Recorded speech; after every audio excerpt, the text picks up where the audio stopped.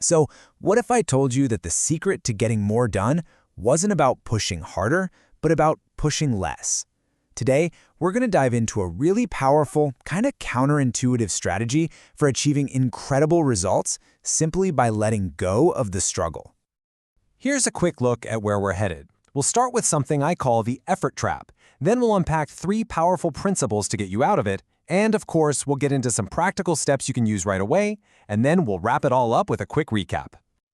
All right, first up, let's talk about this cycle. It's something so many of us, especially if you're ambitious, get stuck in without even realizing it. Does this sound familiar at all? You're giving it everything you've got, the hustle, the grind, trying to control every single detail, but it just feels like you're running into one wall after another. You are definitely not alone. This right here is the definition of the effort trap. So what does this trap actually feel like? Well, it's that constant, low-level anxiety, Even when you're chasing what you think is success.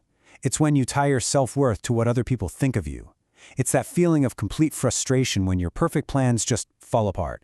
And it's that impulse to just rush in and do something, which, let's be honest, often ends up making things worse. Okay, so how do we get out of this thing? The very first principle is a total game changer. It's learning to act without forcing it. Let's take a look at what that actually means. On one side, you've got that familiar hustle mindset. It's rigid, it's controlling, and honestly, it's just draining. But on the other side, you have flowing. It's this idea of effortless action. And it's a completely different approach. It's adaptable, it's trusting, it feels natural, it creates a real, lasting impact, and it works with the way things are going, instead of constantly fighting against them. This quote just nails the whole idea. Now, non-action might sound a little strange, right? It doesn't mean just being passive or doing nothing. It means effective action, action that's so in sync with the situation that it feels like the work is just doing itself. Think of a great athlete who's just in the zone. They're not overthinking it, they're just responding perfectly, intuitively. That's really the heart of this principle.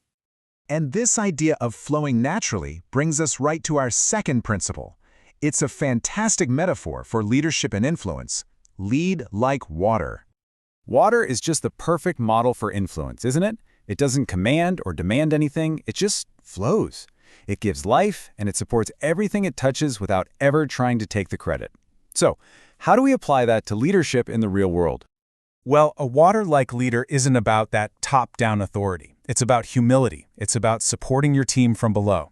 It's about being flexible. Instead of just crashing against a problem, you adapt and you flow around it.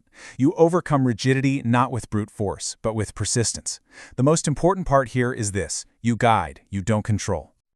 And that brings us to our third and final principle. And this one is all about the art of getting things done and then letting them go.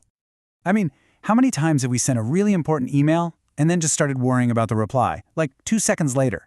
Or we delegate a task and then we can't help but hover and micromanage. This principle is the cure for that. Do your part, give it your full focus, and then step back.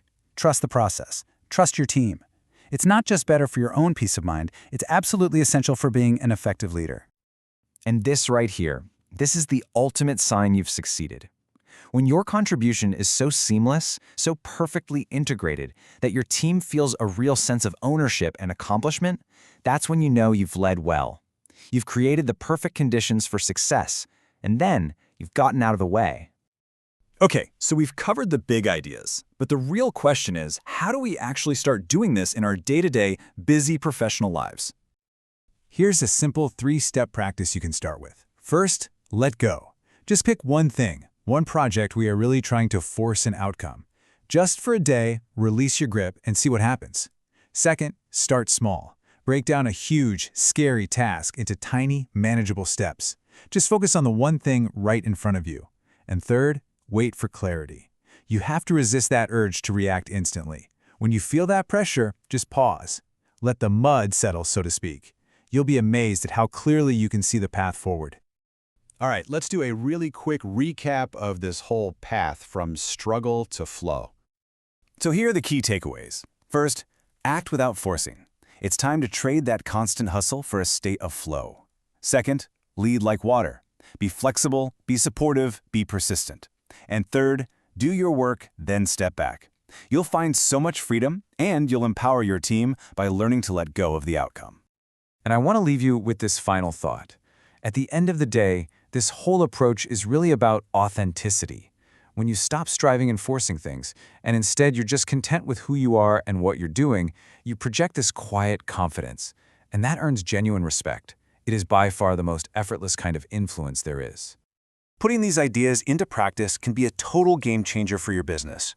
So if you're ready to take that next step, to move forward with this kind of effortless action and find more clients, you can book a free discovery call with CT Marketing. Just use the link right below.